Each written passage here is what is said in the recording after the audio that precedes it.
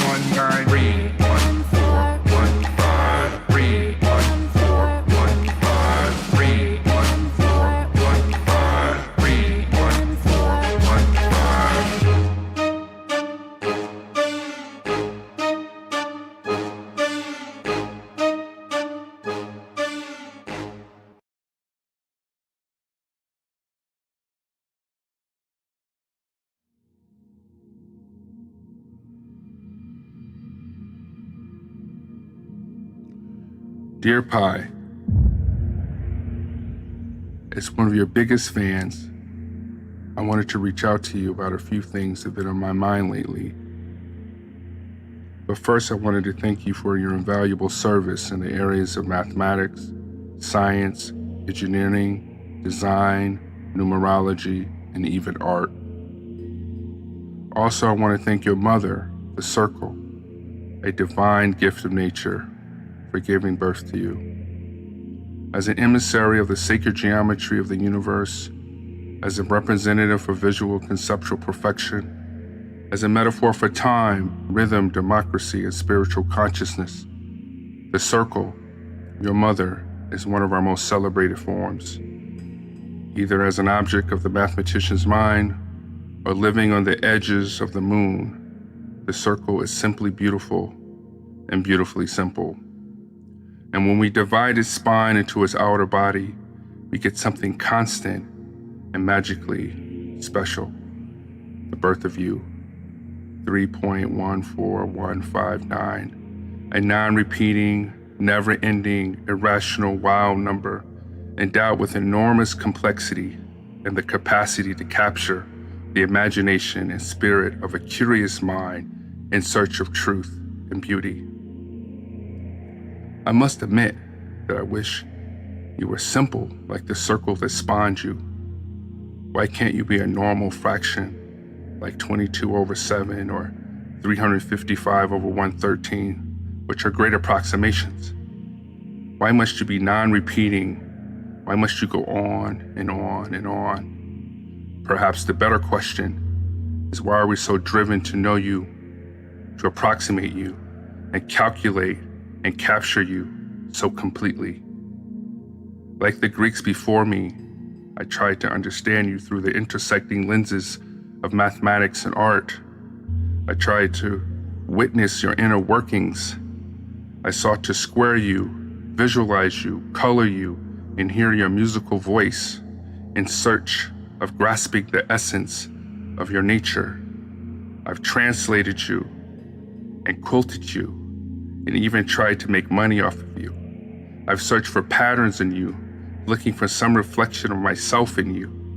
I've tried to Americanize you and even African Americanize you too. How arrogant of me, but so American of me to project my identities onto you. But please don't take offense.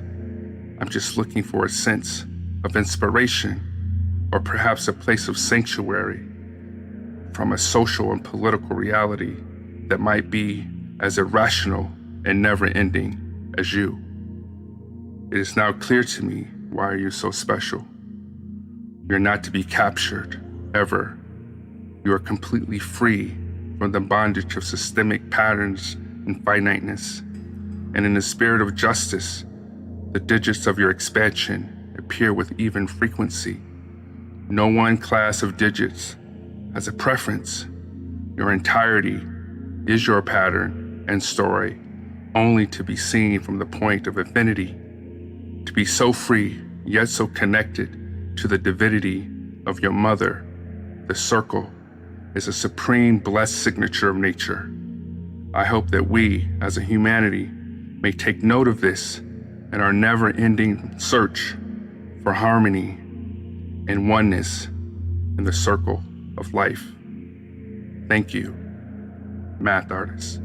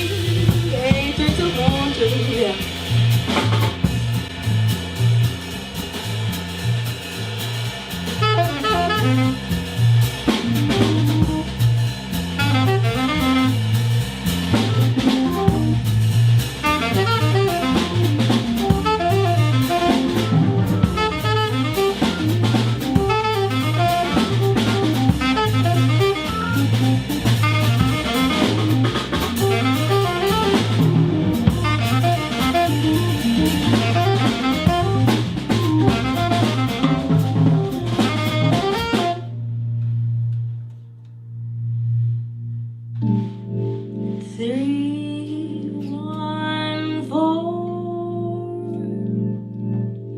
1, 5, 9, 2, 6, 5, 3, 5, 8, 9, 7, 9, 3, 2, 3, 8, 4, 6, 2, 6, 4, 3, 3, 8, 3, 2, 7, 9, 5, 0, 2, 8, 8, 4, 1, 9, 7, 1, 6, 9, 3, 9, 9, 3, 7, 5, 10, 0, 5, 8, 2, 0, 9, 7, 4, 9, 4, 4, 5, 9, 2, 3, 0, 7, 8, 1, 6, 4, 0, 6, 2, 8, 6, 2, 0, 8, 9, 9, 8, 6, 2, 0, 8, 3, 4, 8, 2, 5, 3, 4, 2, 1, 1, 7, 6,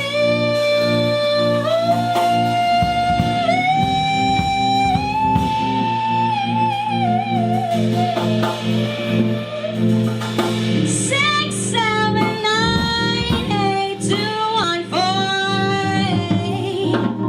0, 8, 6, 5, 1, 3, 2, 8, 2, 3, 0, 6, 9, 6, 4, 7, 8, 9, 3, 8, 4, 4, 6, 0, 10, 5, 0, 5, 5, 5, 9, 6, 4, 4, 6, 2, 2, 9, 4, 8, 9, 5, 4, 9, 3, 0, 3, 1, 9, 6, 9, 6.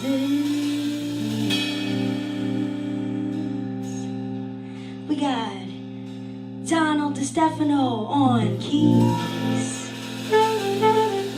Emmanuel Montalvo on saxophone, John Gonzalez on drums. My name is Naima Murad. Lovely composition written by John Sims himself. Thank you so much and happy Pi Day!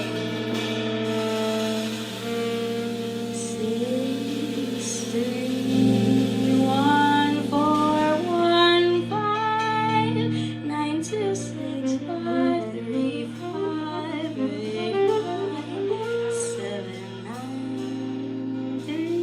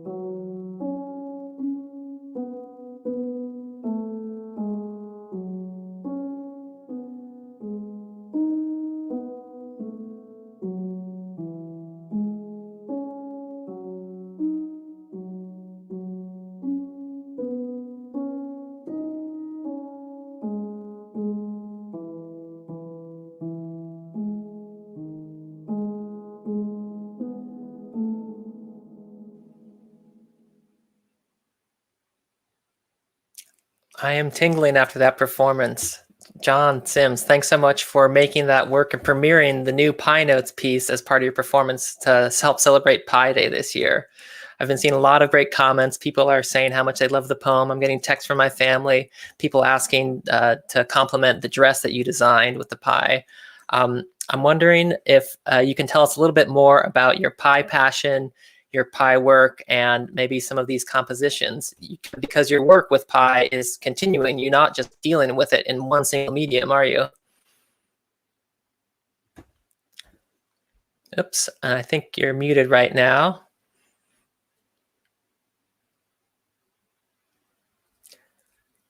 some technical difficulties. I'm not hearing John.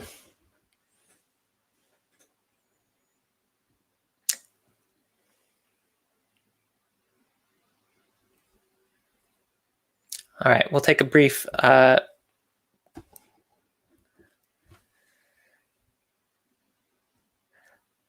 right, we'll come back to you, John, in just 1 second. Thanks.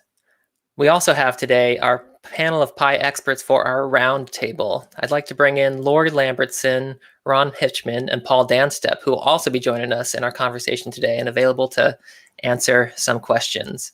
So in addition to John, these three individuals also made new videos this year for Pi Day that are all up on our website. Again, exploratorium.edu/pi, and hopefully you can check them out.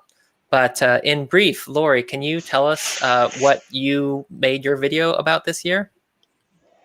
Yes, hi, and happy Pi Day, everybody. I was inspired by women in mathematics, and I wanted to share stories about women who are role models for young people interested in math. In 2015, US women were earning 41% of all the bachelor's degrees in mathematics and 28% of the PhDs in mathematics, according to the National Science Foundation's data. There are still many barriers to studying mathematics for women and people of color, and one way to help break down those barriers is to promote the lives and work of women and people of color in mathematics and other STEM fields. Thanks, Lori, and I so appreciate your talk and making that connection and bringing everyone into the excitement of math and mathematics. I'm getting word that John may be available now if the technical difficulty Can you hear me resolved. now? Yes, welcome, Okay. John. Yes. And big congratulations on that new video. Yes, thank you. Well, first of all, I want to thank you, Sam, and Exploratorium for giving me this opportunity to share this work. Incredible opportunity. I think I got your first question in terms of the Pi work. Well, my Pi work sits in kind of centered in my math art practice, where I'm very interested in looking at the structure of things and the art of things and how they can intersect in a space to sort of forward this kind of math art consciousness that I'm very inspired by, in terms of being, a math person and an art person and looking at that intersection. So bringing the work here at the Exploratorium where Pi Day was created is an incredible honor. So thank you. And hearing from the comments, we find inspiration from your music and art too. And there's actually a question we have from YouTube. Ron Edglash asks, John, how did you come up with the music we heard in the opening? I think that's the Pi anthem. Obviously the lyrics were from Pi, but where did the notes, rhythm, etc. come from? I think that's a great question, and how you begin to translate some of this math into music. Right. So basically, part of my fascination with Pi is this number that is irrational, this Pi, this number that is transcendental, but it's connected to the circle, which is a very simple idea.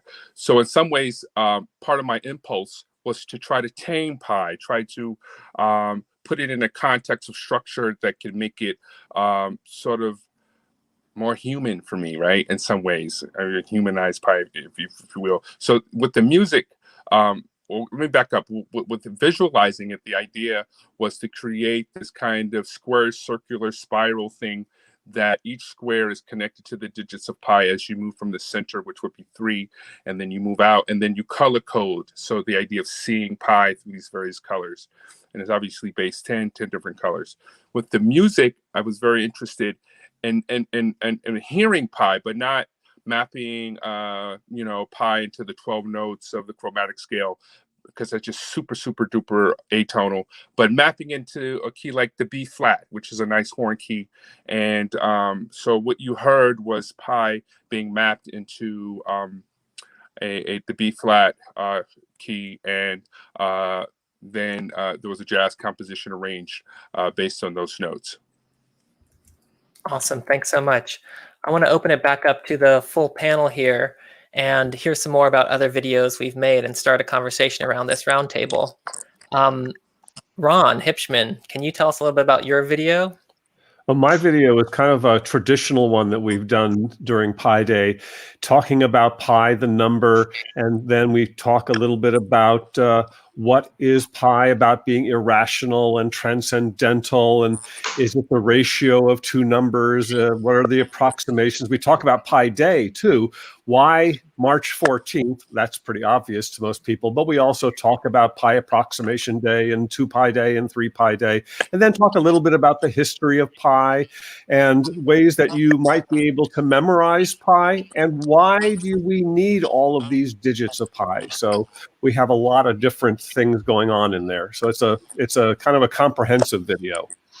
And Ron, you've been with the Exploratorium for almost 50 years, so you've seen every single Pi Day since 1988, since it started. Can you share briefly about your relationship with the founder of Pi Day? Sure. I'll bring up a slide here, actually. Here you see Larry Shaw on the right, his wife Catherine, and me. And Larry founded Pi Day in 1988. We were all at a retreat down at Asilomar in Monterey, and the idea about relating pi to a day came to Larry. And very quickly, we started kind of privately with a Pi Day, and then Larry invented the Pi Shrine. Here's the original Pi Shrine, which Larry mounted in the top of our classroom. Our classroom at the Palace of Fine Arts was a round room. So this was mounted on the mezzanine in the middle of a round room. And that round room, by the way, was made out of round cinder blocks. So this was an especially appropriate place for the Pi Shrine. And then when we moved to Pier 15, we kind of reinvented the Pi Shrine. It's a little bit bigger than it was before, and it has Archimedes inscribed and circumscribed polygons around a circle and then a spiral pi. And that is installed out in the plaza, the public space out in the Exploratorium's plaza. So anybody out there can go and visit it anytime. And of course, you have to circumambulate it 3.14 times, especially today on Pi Day. Circumambulate it 3.14 times while singing Happy Birthday to Albert Einstein. This has always been our tradition here at the Exploratorium. So it's been kind of fun. Well, thanks for that context, Ron. 34 of them. Yes, and what goes around comes around. We still celebrate it. And Paul, you made another video that's kind of about the ways that people think about pi. I'm thinking metacognition, but what is your video about? Yeah, so instead of focusing on the digits of pi, I made a video about different methods for figuring out what the digits are. And it is, much like Ron's is sort of like a cultural history of humanity. Like, people have always needed to figure out what pi is, but then pi happens to be this kind of number that's extremely hard to describe in any succinct way. And there are lots of recipes for generating those digits. So there's lots of opportunities for people to be clever in different ways in terms of how they calculate pi. So the video covers, Kale, I think you have the Madava formula written out for me. So, if you start with 4 over 1 and you subtract 4/3 and you add 4/5 and you subtract 4/7 and you just keep following this pattern, this gets closer and closer to pi. And this was known in like the Middle Ages in India. And that one's super slow. And then there are ones that are really elaborate looking, like, Kale, if you can bring up the Viet method. This is just profuse use of 2's and square roots. But it turns out you can build pi just using those components. And this one's actually a lot faster than the Indian one. And then there's some modern ones that are made for supercomputers. Kale, could you bring up the Chudnovsky brothers? So these Ukrainian brothers came up with these like supercharged, like psychedelically fast ways of calculating pi. So my talk is just sort of a celebration of all of these different roads that lead to pi, and the way that like the challenge of figuring it out has been really with us for our entire history as a species. Yeah, and I think that's part of the magic of pi, that clearly it's something that's fascinated us, fascinated thinkers for thousands of years. And all these videos folks can check out again on our website. I encourage you to do so. But to take it back to some of John's work, where we see this fascination continue, I really appreciated your letter to pi and this kind of direct address to this. It's kind of like a love letter. I'm wondering if anybody else has any reactions to that, or if anything else you want to say about that letter, John. No, I think it was important to be able to, almost like I said, humanize that kind of relationship, and be able to speak to pi and draw up various metaphors that might speak to us as a community. And so that's what I thought when I did that. And opening it back up, Lori, I'm curious where else you find inspiration in the world.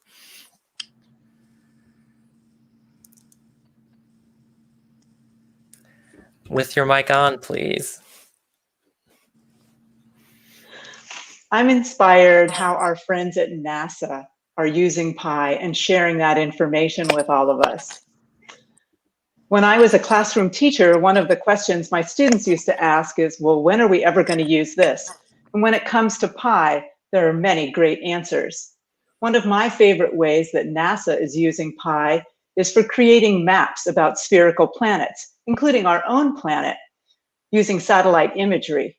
NASA scientists are using pi in the formula for surface area to figure out how many digital images they need to map the surface of a planet. This animation models how the Juno spacecraft is mapping Jupiter. That's incredible. I mean, it really works on many different scales. And again, I think that's part of the fascination. What I appreciate about artists like John, who can extend the conversation about what pi is useful for. Yeah, we know that it's an infinite number and it has all this romantic, but it also has these great applications like continuing to explore the planets. John, do you have any Pi Day memories? You've been celebrating Pi Day for quite a long time. Year, we did Pi Day, and we invited, I was artist in resident at the Rosemary Restaurant, and we created a menu, and we had the quilt hanging in the restaurant, and we invited Stephen Orns to come down. He wrote the book Math Art, which featured my work in the first chapter, which was nice. And he came down. So that was a very interesting experience, particularly when we were at the beginning of the COVID shutdown. And so like right after that, the city kind of shut down in Sarasota. So that experience and putting together that dinner performance was very memorable for me. And what's the best way for folks to continue to explore your work or find out more? I know there were some comments about giving love to the music. You have a whole Pi album, don't you? Yeah, I have a CD, Pi CD. I don't have the CD in front of me, but you can see that CD at, just email me at johnsimsprojects@gmail.com if you're interested in one of the CDs. Or want to contact me, you can reach me at that Gmail, or check out johnsimsprojects.com. Yes, and you have a lot of incredible work, and appreciate your championing of math art, because I think much like the Exploratorium, weaving these art and science together just benefits everyone in helping understand and being enthralled, especially with some of the beautiful aesthetics that you bring out of your art. Well, thank you, Sam, for giving me this opportunity to share the work and share this opportunity to raise math literacy, and as it relates to the science and art and other human endeavors that are so important to our humanity as a culture. So I appreciate that. Yeah, and again, I encourage people to look at our website, do our Pi activities, and post your images with hashtag PiDaySF. And I haven't been keeping a close eye on the questions, but if there's any questions that are coming in right now, we can go ahead and throw one up on the screen in just 1 second and see if any of our panelists are ready to answer it before we wrap up at 1:59 with a virtual Pi parade.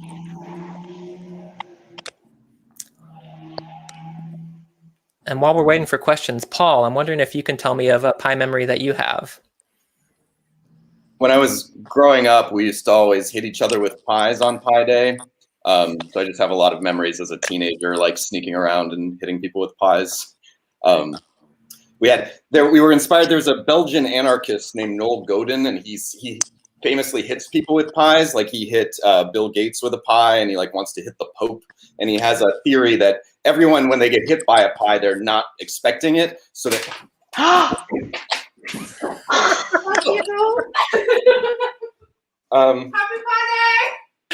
Oh my!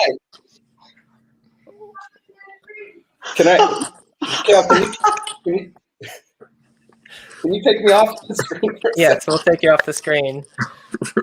What a memory. That was awesome. Pi Day is irrational and irreverent. Sorry, Paul, you were the victim of one of the cream pies there. I think we have another question we're about to pull in, and this is, I think, directly related to the Pi Notes video that we saw. It'll be coming right up because, John, we know that you do pie in quilts, but it sounds like you also did pie in the dress that the singer was wearing. Right. Absolutely. So the dress, the motif, the visual motif from the dress is actually taken from the Seeing Pie quilt. Cool. And, Yeah. yeah. We have from YouTube, Sally Naswa asked, do the square prints each represent each digit of pi? Yes, and that's right. This is this is civil pi movement right here. On the top right is the American pie, and then the bottom left is African American pie, and then the other diagonal we have black and white and black pie. In the middle we have base 10 Seeing Pie elements of that quilt. This is called civil pie movement. And in the quilt, the pie starts in the center. Is that correct? Yes. And then it moves outward in a spiral.